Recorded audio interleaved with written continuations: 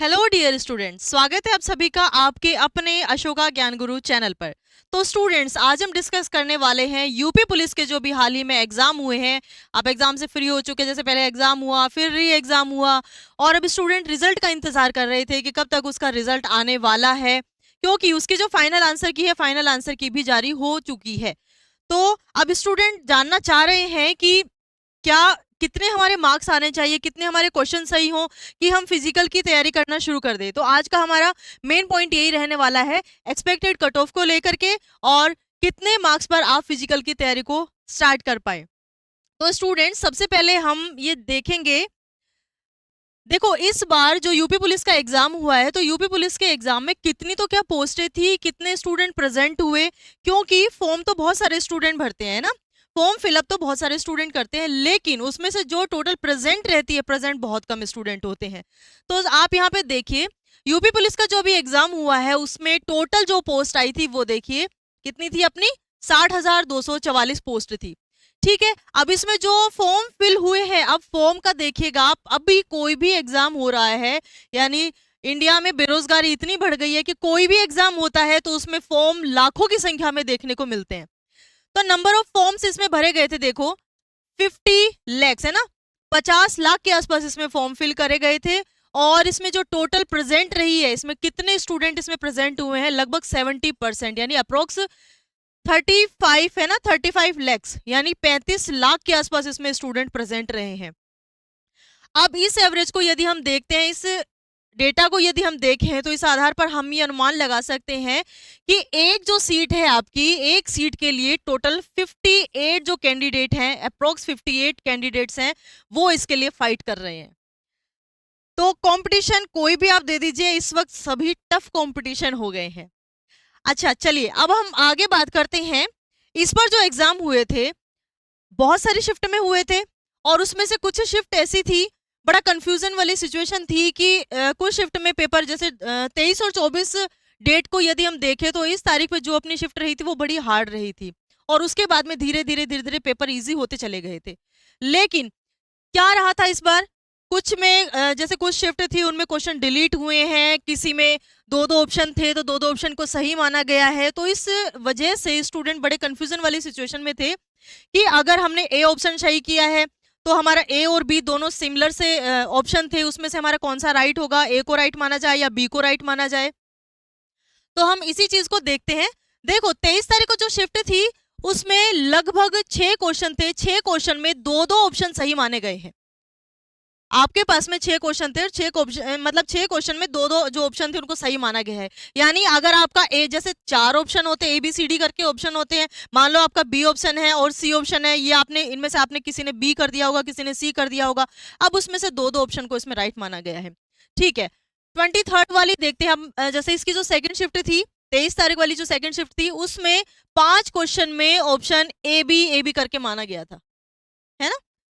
अब आगे जो 24 तारीख को जो फर्स्ट शिफ्ट थी ना, 24 तारीख के फर्स्ट शिफ्ट में 5 क्वेश्चन के जो आंसर थे वो चेंज किए गए थे, और इसमें एक क्वेश्चन को कैंसिल किया गया था। तो ये बहुत सारी ऐसी चीजें हैं, मतलब इन चीजों को देख करके, किसमें कैंसिल हुआ है, किसी में चेंज हुआ है ना, किसी में दो दो ऑप्शन को राइट माना गया है, तो स्टूडेंट बहुत ज्यादा कंफ्यूजन वाली सिचुएशन में है। अब देखो 24 की जो सेकंड शिफ्ट थी, इसमें सब कुछ ठीक रहा था, इसमें किसी तरह की कोई गड़बड़ी नहीं थी।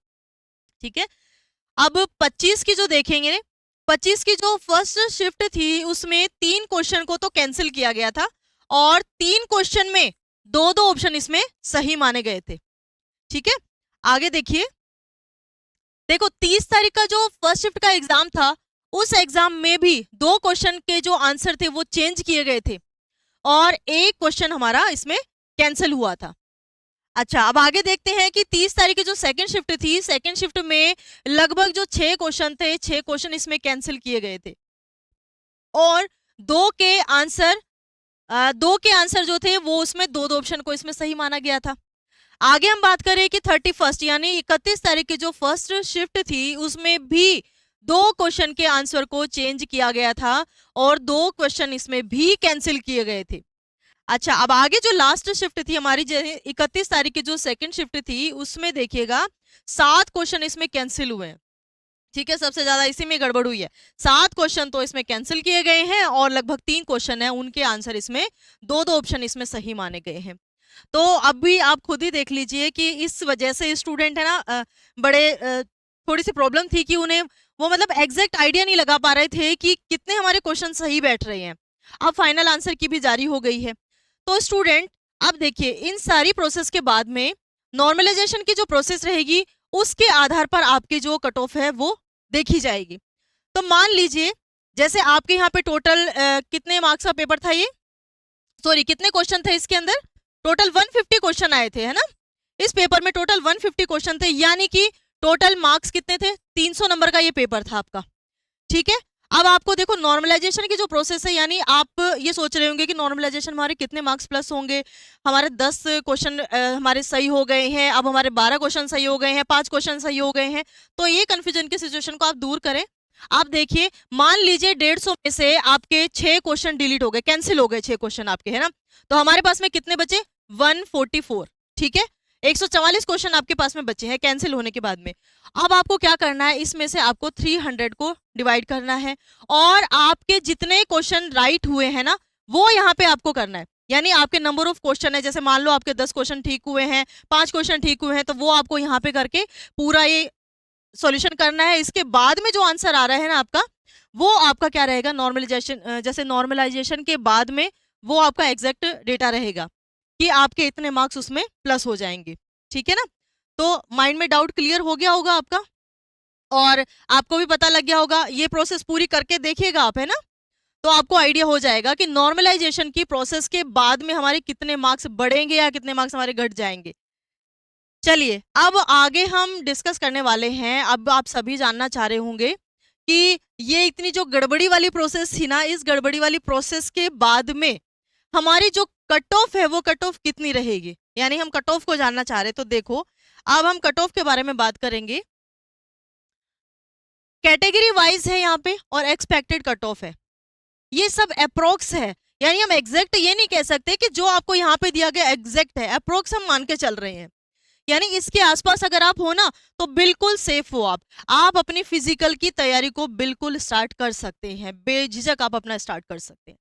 चलिए देखो अब जनरल कैटेगरी है, तो जनरल कैटेगरी में यदि आपके 95 क्वेश्चन के आसपास सही है आपके, तो स्टूडेंट आप बिल्कुल सेफ जोन में हो और अपनी फिजिकल की तैयारी के लिए तैयारी को स्टार्ट कर सकते हो। चलिए ईडब्ल्यूएस कैटेगरी की यदि हम बात करते हैं तो लगभग 93 क्वेश्चन, यदि आपके 93 क्वेश्चन ठीक है, अगर आप इसके आसपास हो, 93, 94, 92 के आसपास हो, तो आप अपने फिजिकल की तैयारी को कर सकते हो। ओबीसी में लगभग 92 क्वेश्चन, यानी अगर आप देखो ईडब्ल्यूएस और ओबीसी को यदि आप देखते हो तो दोनों का मतलब आसपास ही है, ये ज्यादा डिफरेंस नहीं है इनमें। चलिए अगर हम एससी की बात करते हैं तो एससी में लगभग अगर आपके 85 क्वेश्चन के आसपास आपका बैठ रहा है, ठीक बैठ रहा है, तो स्टूडेंट आप भी लग जाइए फिजिकल की तैयारी में। और यदि हम बात करें फीमेल कैंडिडेट की, तो फीमेल कैंडिडेट का क्या रहने वाला है, 85 क्वेश्चन यदि आपके सही हो रहे हैं, आप इसके नजदीक हो 85, 86, 84 के नजदीक हो आप, तो आप भी बिल्कुल सेफ जोन में हो। तो सारी चीजें आपके सामने क्लियर हो गई है, सब चीजों का हमने डिस्कशन भी कर लिया है।